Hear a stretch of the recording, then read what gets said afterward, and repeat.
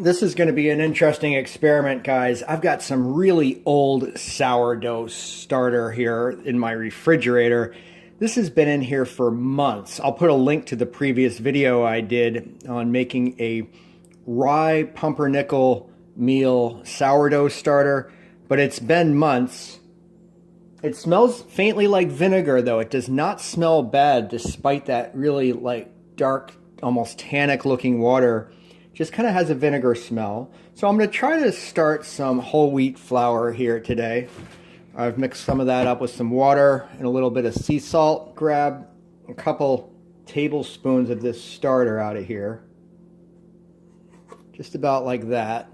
And then I'm going to mix that in and see if this dough starts to bubble, because that is the telltale sign that the sourdough culture has been reactivated and is working on the enzymes in that flour.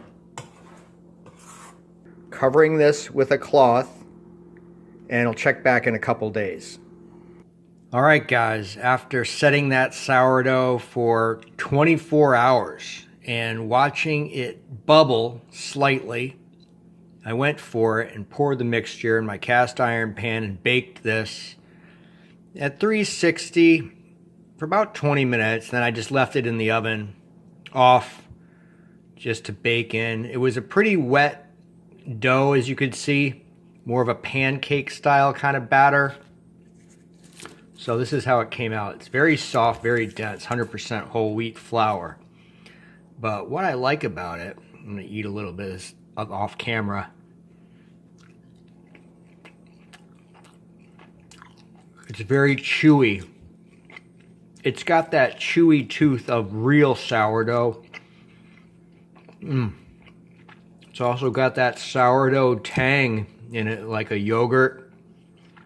You know what I mean, that sourdough tang. I've added some barley flour, some coarse barley. So you've got to use either well water or spring water, and just kind of want to reconstitute that and let it sit at room temperature, folks, until you see that bubbling a little bit, and then we'll put it back in the fridge. You have any questions about getting your culture going? Please post those below, since I'm something of a professional on the subject now. See you guys next time.